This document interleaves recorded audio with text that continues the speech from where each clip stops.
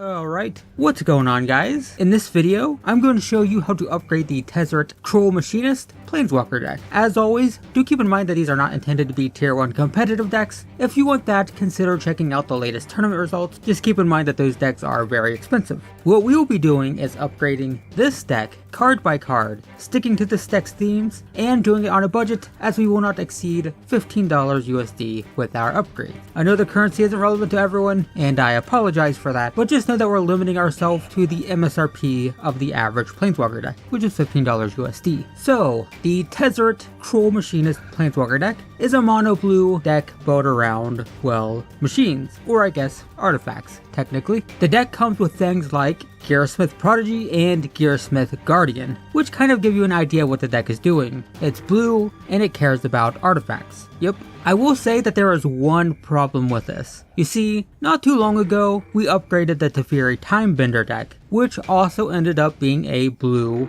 and white Artifacts Matters deck. So, look, there's going to be a lot of overlap with that deck. I mean, what can you do? They gave us two blue artifact decks right after each other, and, if we upgrade them into a better deck, there's going to be just a lot of overlap and, similar themes because they're both blue artifact decks. So yeah, you'll notice some similarities if you watched that video. Anyway, the unique cards that come with the deck, the cards you can only get by purchasing it, are Tezzeret himself, along with Tezzeret Strider and Tezzeret's Gatebreaker. And as usual, the deck is filled with some pretty terrible cards. Cards like Field Creeper and Snapping Drake are just terrible. I mean, not only is the Drake really bad, but it's also completely off theme because it doesn't care about artifacts. It's kind of bad, and Field Creeper is just, it's a 2-mana 2/1 that does nothing. It's horrible. We're going to take cards like this out, and we're going to replace them with better stuff. And as mentioned, we'll be doing it on a budget, so no worries there. So let's just get started. First off, we're going to take out 2 Snapping Drakes and replace them with 2 Zahid Djinn of the Lamp. Snapping Drake is a 4-mana 3/2 with flying, which is pretty bad, and it also does nothing with artifacts, which is even worse. Zahid, on the other hand, is a 5/6 with flying, so it's significantly bigger, and if we have an artifact that we can tap, it actually has the same mana cost. It just costs 4 mana. So for the same price, we get a 5/6 flyer instead of a 3/2 flyer. That's a little bit, it's a little bit better. Just a little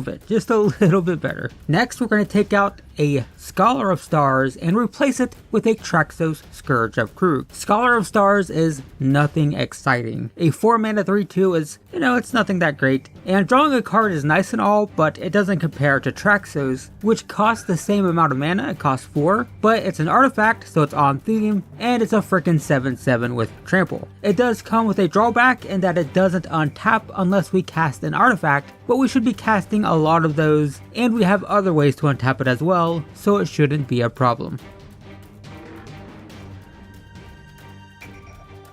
Next, we'll take out a Gearsmith Guardian for another Traxos. So if we have an artifact, the Guardian is a 5-mana 5/5, which is, it's okay. It's not great. It's pretty bad, actually. Just a 5-mana 5/5 is not that exciting. Or we just play Traxos, which costs 1 less mana, and it's a 7/7, and it also has trample. So Traxos is more powerful and it's faster, and that drawback, again, shouldn't be a problem. So it seems better. Next, we're going to take out a Riddlemaster Sphinx for one final Traxos. So the Sphinx is big and powerful, but for the price we pay for it, it's really not that crazy. I mean, you could play another Djinn in this slot, and it has the same, base casting cost, but it has the potential to come out on turn 4. So yeah, it's not that exciting. It also just doesn't really do what we're doing with this deck. So yeah, it's just, it's not an artifact. It doesn't really fit. It's not on theme. It doesn't really do much for us. So Traxos, again, it's another artifact. Artifacts are important in this deck. Let's just go with that. Next, we're going to take out 2 Field Creepers and replace them with 2 Voltaic Servants. So the Field Creepers just don't do anything. They're 2-mana 2/1s that do literally nothing. The Voltaic Servants are 1/3s, so they're a little less aggressive, but the most important thing is they allow us to untap an artifact every turn. Most notably, they can untap Traxos. That's right, while we have plenty of artifacts to untap Traxos with, if we have a Servant, we can just untap him every turn, regardless of whether we can cast anything or not. So that's pretty handy, and definitely a lot more useful than the Field Creeper. Even if it's putting out 1 less damage, it's going to be very useful. Next, we're going to take out an Exclusion Mage and replace it with a Psi Master Thopterist. The Exclusion Mage just doesn't do, again, it doesn't do what we're doing with this deck. I guess there kind of is a minor sort of creature bounce theme, I guess, because this is another example of that. I don't know, it just,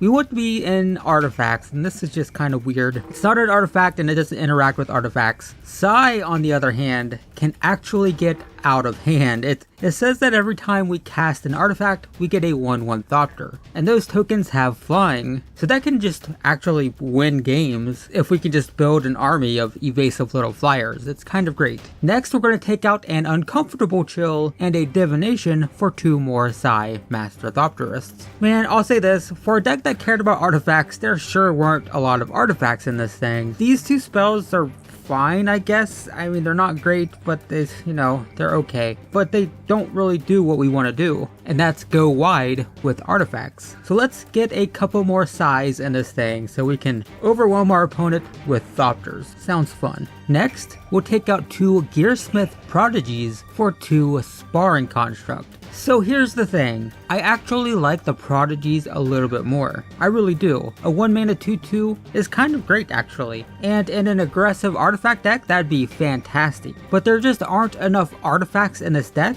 and there aren't a lot of great artifact creatures at the low end of the curve to replace it with. So here's the thing, look, if you want to, you can skip the screen and try the Prodigy, but I actually think the construct will still be more useful in this deck. I mean, it can untap the Traxos, it can be tapped to cast the Djinn, and it produces a 1/1 Thopter with Psi. The Prodigy just doesn't do any of those things. So even though it's faster and more aggressive, it's just less synergistic in this deck. And you know that +1/+1 counter, that could be relevant if you put it on like a Thopter with flying or on Traxos with trample. So yeah, it's a little bit less exciting, and I appreciate the aggro aspect of Gearsmith Prodigy, but I think in this case the construct is still going to be more useful just to up our artifact count. Next, we're going to take out 2 Meteor Golems for 2 copies of the Antiquities War. The Meteor Golems are just so expensive. I hate these things. They're in every single one of these decks, and they're just too expensive. They're too expensive. That's all it is. It's too expensive. I can guarantee you 99% of the time it's just going to get stuck in your hand. So the Saga, on the other hand, it's just pure gas. So for the first 2 turns, you get to look at the top 5 cards of your library and snag an artifact to put into your hand. So that's nice. It's just pure card advantage. You get to dig through your deck, pick the premium artifacts, and fill your hand with good stuff.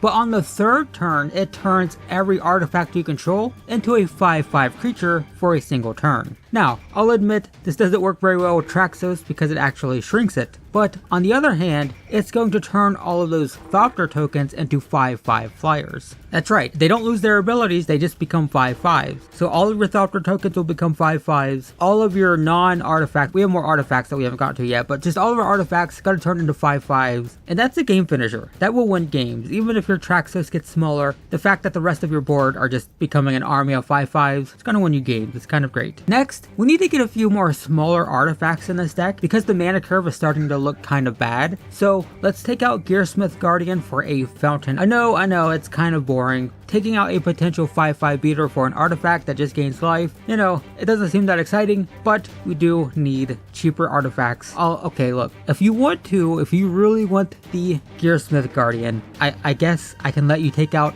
a Dwindle instead. I think removal is very important. I don't think taking out removal is a great idea, but it's something to consider, I guess. And then finally, we're going to take out 2 islands for 2 more Fountains of Renewal. I didn't really talk about it on the last screen, but these are 1 mana artifacts that gain us a single point of life every single turn. And we can sacrifice it to draw a card once we, get into the late game and we need more cards. We can just dump it into the graveyard, draw deeper into our deck. But yeah, it allows us to cast a Djinn, very important. It untaps Traxos, it produces a Thopter token, and also it will become a 5/5 with the Antiquities War. So yeah, it's all about the synergy. We just need more artifacts. Artifact synergy, that's what we're doing. These fountains will help us do it. And we're taking out 2 islands because these decks always just have way too many lands. It has 26. 26 is too much. We can go down to 24 and be fine. And that's the deck. That's all of our upgrades. If you want to spend a little bit more money on this deck, there's only one card that we couldn't quite afford on a budget, and that's Treasure Map. Treasure Map is kind of great. It's kind of deceptively great. It doesn't seem that exciting, but it allows us to filter through our deck like crazy, and it also gives us treasure tokens and flips into a land that can sacrifice those tokens for more cards, or those treasure tokens can become 5/5s if we have the Antiquities War. So yeah, it does a lot of cool stuff, but these things are like $6 to $7 each, at least at the time of this recording, so we can't quite fit them in our $15 budget. They're also just, they don't seem that exciting. They're useful. It doesn't seem impressive. It's more about consistency than,